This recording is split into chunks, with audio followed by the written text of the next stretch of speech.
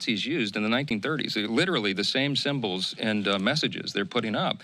This is not the free expression of ideas. This is not the use of the free marketplace of ideas for debate that would be healthy on a university campus that's envisioned for a place of higher education. It is the opposite. This is threatening, violent, inciting speech, and it's dangerous. And it is acknowledged by university administrators to be dangerous, as evidenced by their cancellation of classes. They told Jewish students it wasn't safe for them to come to campus. And then they came back with the hybrid model, which made it even worse. So ostensibly, if you're non-Jewish, you can attend classes and come and take your final exams on campus. But if you're Jewish, you might need to stay in your apartment. I mean, it's really crazy what it's come to. And we need, Ken, we need clarity on the issue for leaders at the university level, at the local, state, and federal level to step up and say enough is enough. We got to bring order to the chaos. Yes, yes. Yes, Speaker. You talked about anti-Semitism on the world stage. We've seen it with the United Nations. We've also seen it now with the International Criminal Court. Can you elaborate a little bit? You put out a statement about the International Criminal Court bringing possible charges against Israeli leaders.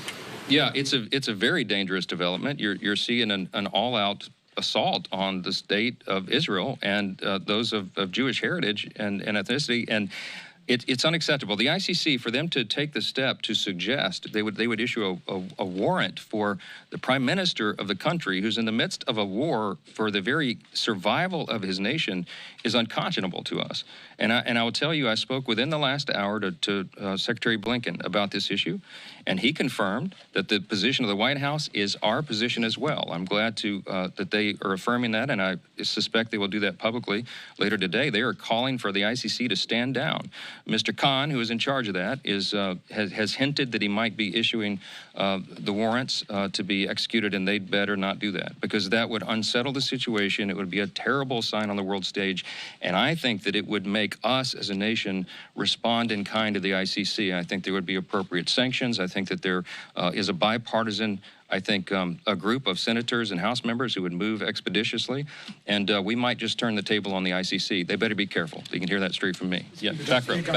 Thank you, Mr. Speaker. I want to know what kind of things you guys would need to see, or changes you need to see from these universities to kind of know that they're on the right track by your description on. Yeah, how about ending the encampments on campus, the occupation of buildings, the destruction of property? This isn't hard. We sat down with the president of Columbia across her conference table and told her that, you know, we have no intent here other than to bring order to the chaos, and they have a responsibility to do it. They are breaking the law. They are destroying property. They are threatening fellow students. This is not who we are in America. So get control. Look, if you want to have vigorous debate about foreign policy issues or, you know, anything else, do that. Sponsor it. Open up the auditorium and have kids from different viewpoints come in respectfully and have debate.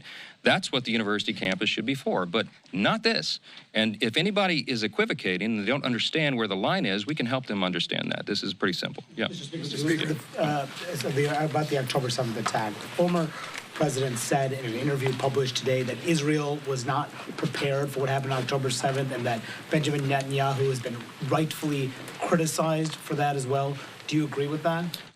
Look, I'm not going to assess the intel or the decisions that were made. I think the October 7th attack surprised the entire world. I think that was true of our intelligence community as well. And, you know, Israel's a very close ally of ours. In our view, it's the most precious ally that we have, the only democracy in the Middle East. There's a lot of reasons that we stand by Israel and always have and always must. But I think that there was I think they were obviously very secretive about what they were plotting and planning, and it's a warning sign to other nations and other freedom-loving people around the world.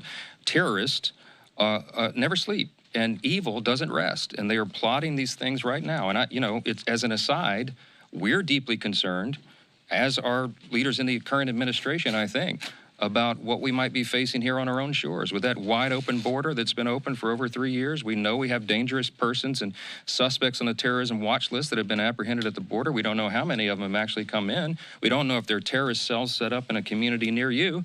But FBI Director Christopher Wray testified now on multiple occasions to Congress that all the red lights are flashing. This is a dangerous time. We all need to walk circumspectly.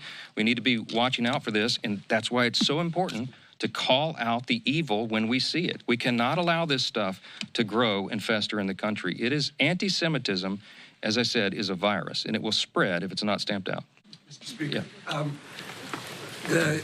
The problem of anti-Semitism on campuses is acute, but the question that's begged here is why isn't this a whole of anti-Semitism approach? There was a neo-Nazi march the other day in Charleston just 3 days ago. A lot of the physical threats to Jews, the most acute physical threats continue to come from the far right, from people who embrace the great replacement theory, which has been echoed even by some people in your own caucus. Why not extend this to make this a whole of anti-Semitism investigation and thereby not be accused of making this partisan? This is not partisan at all. We'll call this out anywhere that it occurs, but what's captured the nation's attention is what is happening on the university campuses, because it should be so easily controlled.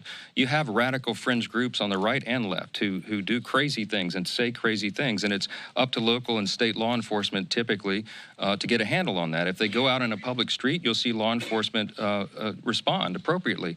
What's happening on the campuses, though, especially these private and the Ivy League universities, is that they're not allowing law enforcement to come in. They're not inviting them to do their job and bring order to the chaos. Those are the policy changes that we're demanding. And if they don't correct this quickly, you will see Congress respond in kind. You're going to see funding sources begin to dry up. You're going to see every level of accountability that we can muster.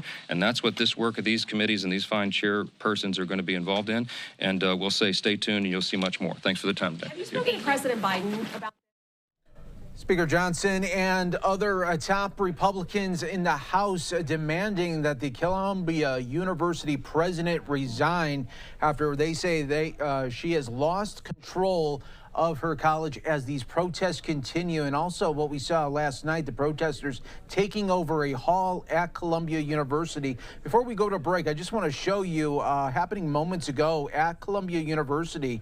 When you take over a building like these protesters are, you got to eat. So they're still getting food delivered to them. Look at this. It's a different way of delivering food out in New York City here at this time, as the protesters now eating after taking over that hall at Columbia University.